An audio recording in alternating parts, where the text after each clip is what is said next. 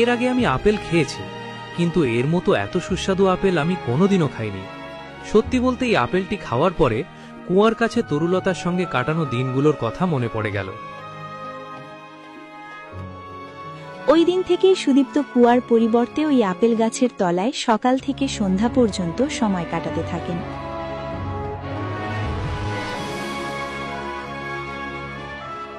মা, তোমার কথা মতো মাছটি খাওয়া সত্ত্বেও সুদীপ্ত আবার কেন বাইরে সময় কাটাচ্ছেন? কি, মাছটি খাওয়ার পরও রাজকুমার বাইরে সময় কাটাচ্ছেন? তা কি করে সম্ভব? আচ্ছা, তুই মাথা ঘামাস না, আমি দেখছি কি করা যায়। এই বলে শাকচুন্নি তার বাড়ি ফিরে যায়। পরের দিন যুবরাজ প্রাসাদ থেকে বেরিয়ে যেতেই শাকচুন্নি কাকরূপ ধারণ করে যুবরাজের পিছু করতে শুরু করে।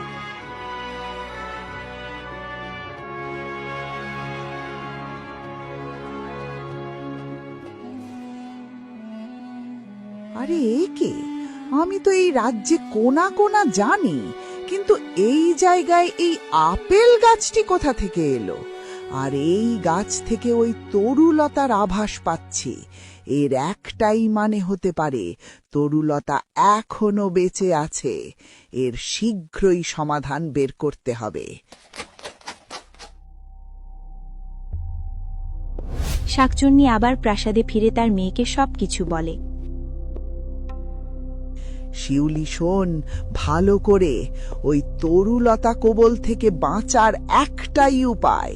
যুবরাজ প্রাসাদে ফিরলে যুবরাজকে বলবি ওই গাছটিকে কেটে ফেলতে এবং কেটে ফেলার অংশগুলোকে জ্বালিয়ে পুড়িয়ে দিতে, যাতে গাছের এক টুকরো অংশ বেঁচে না থাকে।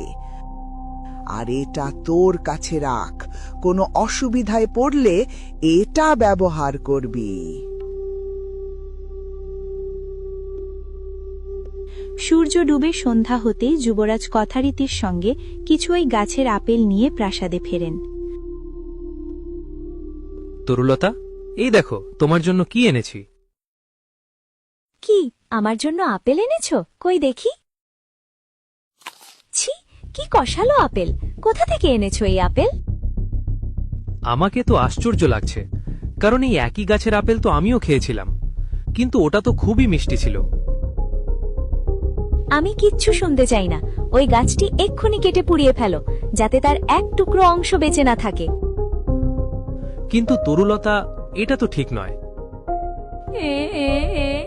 তুমি আমার একটাও কথা শোনো না। মনে হয় এই কয়েকদিন আমার প্রতি তোমার ভালোবাসা কমে গেছে। আচ্ছা আচ্ছা বাবা, ঠিক আছে, আমি গাছটিকে কাটার ব্যবস্থা করছি। শুধু গাছটিকে কাটলে চলবে না, গাছটিকে কেটে পুড়িয়ে দাও, যাতে গাছটির এক টুকরো অংশ না বাঁচে। সুদীপ্ত তরুলতা মুখধারী শিউলির ন্যাকা কান্না দেখে অবশেষে গাছটিকে কাটার জন্য একটি কুঠুরিকে ডেকে পাঠালেন।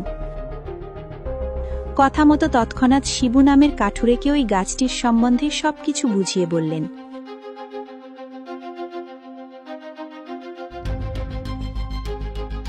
যুবরাজের আদেশ অনুযায়ী শিবু তার কাজে লেগে পড়ে।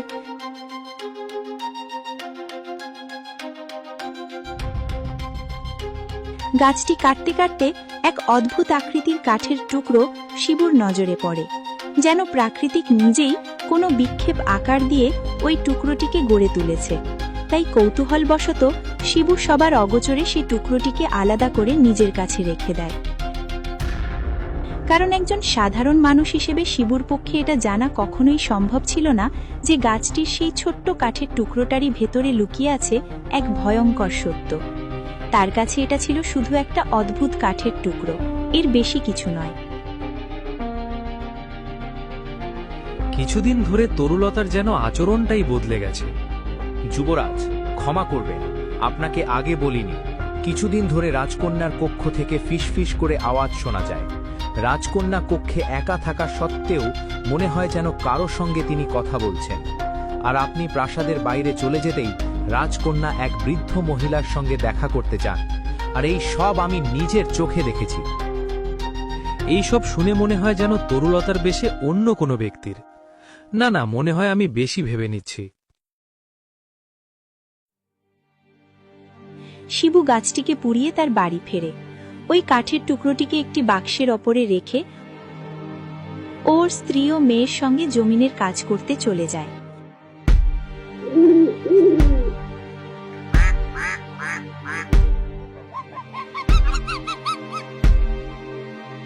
সন্ধ্যা হতেই শিবু তার পরিবার নিয়ে জমিনের কাজ শেষ করে বাড়ি ফেরে।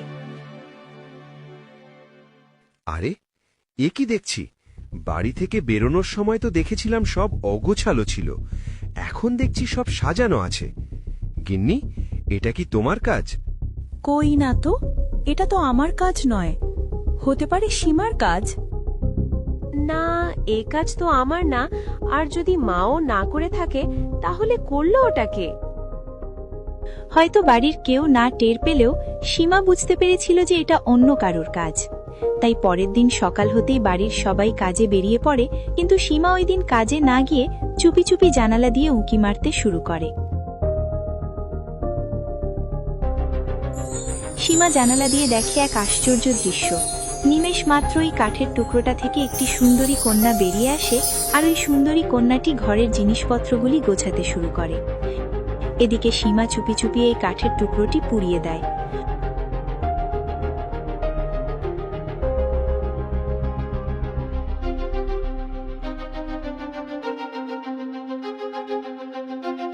তুমি কে, আর তুমি এখানে কি করছো?